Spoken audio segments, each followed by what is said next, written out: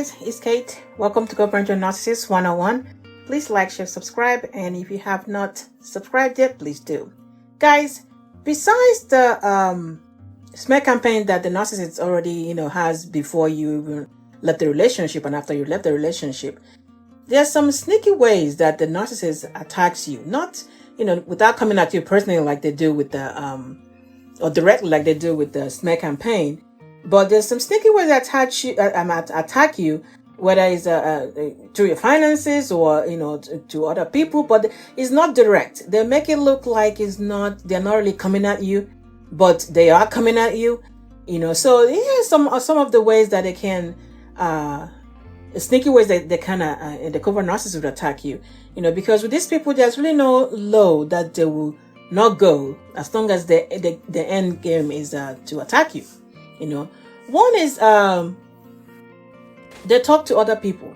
They talk to other people that might run into you. So you will go something like this. Maybe they see somebody that maybe both of you know, and they'll tell those people how the last time that they saw the kids that they were looking all sickly and it looked like they were having AIDS when they came to visit them. It's like they're not even sure if they're being cared for properly, and they look like they're not well. So let's say that's what they told Miss A or whatever, and then maybe you and the kids run into Miss A a week later or 2 weeks later, whatever, in a grocery store, or even days later in a grocery store, and Miss A is like, "Oh, how y'all doing?" And you're like, "You guys are fine." He's like, "Oh, Tommy, your dad or your mom said you were sick, and are you feeling better?" And both of you are looking at Miss A like, and they're like, "Oh yeah," and they said that you were sickly, you were looking really sick the last time you came to visit, and of course, Tommy hasn't been sick in a while, so there's no reason for that comment. But that's what the narcissist would do, so that Miss A will look at you crazy, like somehow maybe you're starving the children, or you're not a good parent, or you're not unfit parent. That's their favorite then. So they put it that way. So Miss A, who knows when this was told to them, obviously they've been talking about you and to everybody else about how sickly the kids looked, until they run into you and realize nothing is wrong with Tommy, But that's how one of the ways a narcissist will attack you.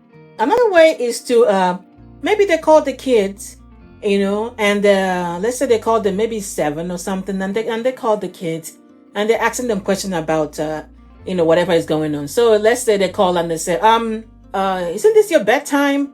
Or why are you guys still awake? Or haven't you guys have dinner? Or maybe the kids like, "Oh yeah, we're here to eat dinner, or the dinner is not done yet," something like that. And they're like, you guys should have had dinner. This is 7 o'clock. It's 7:30. You normally should have dinner by 6:30. Why don't you have the dinner yet? You're not supposed to be, going this late to eat, blah, blah, blah, something like that. This is another way to attack you, because now it kind of tells the kids somehow you're slacking off on something. That is what the message they're trying to send. Another way is for, if your kids are old enough, like mine were, where, I'll give you an example. My kid has, my son has some gaming thing. So they have like a chat thing with the other kids in the class. And obviously while he was visiting his father, he mentioned this to him. So what he ended up doing was to sign up, and join this chat, the particular game that the kids play. He joined there. And what he went there to do was start telling my son, you guys have to remember, this is a public, comment section. And he was talking about, you don't listen to your mom, this and this happened, this and this. Of course, my son was embarrassed by this, because I don't understand what he was doing, Mom. I don't understand what he was doing, Mom. So I think he had one of his, he called it moderators or whatever it is in the game, block that account. But he was embarrassed by it. I was embarrassed by, for him on this, because these are his classmates, and they already know, that's him talking. They don't know who this person is, but all they are seeing, because they're reading these messages, is somebody commenting on, don't believe your mom, don't talk to you, don't listen to your mom. It's crazy. Even at that age, he was saying, I don't That's my personal life. Why is he bringing that here? This is how a narcissist would attack. And I wouldn't have known this. He just, said this to me. I'm like I wasn't shocked because I'm like, I wish I was making it up. Like how low really can these people go?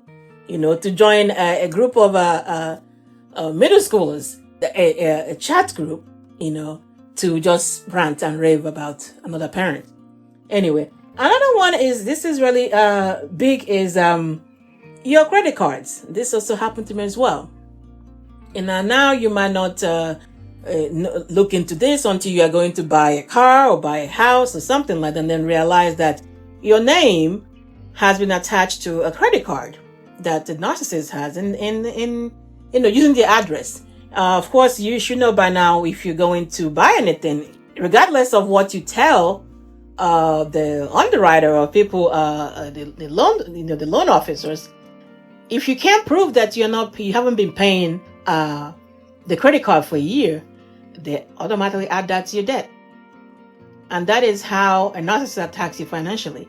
So you might be, I'm going to deal with this, but at that particular point where you have to get whatever it is you're getting financing for, if you cannot prove that, that stays as your debt, which of course affects everything else. So, just because, we will not think of something like this, because before it happened to me, I would never have thought something like that. But there it is. I have my name attached to like 3 different credit cards using the narcissist's apartment address. I could not prove that I haven't been paying it for a year. Of course, whatever it is I was applying for, they added that to my debt. They added that to my debt. So you guys keep track of this. Be on top of this. Especially if you know you're going to end up going to buy. Of course, everybody is going to buy do a major purchase. So you can actually, figure this out or fix this before you get there. Before you get to the loan officers to explain this. Another one is maybe talking to the teachers, or maybe the kids, the grades, or just there go. Remember, the only time they will have interest in the kids teaching is part of being attacking you. So they go over there to maybe talk to the teacher or communicate with the teacher with an email or whatever it is. Tommy, every time he goes over to his mom's, his homework is not done, his assignments are not done, the project, and he never finishes it. This always happens. Every time he goes over there. That's probably why his grade dropped. Of course, the teacher didn't ask them this. The teacher probably just concerned about maybe the kids need to work on the grade, or maybe the kids not doing their homework, something.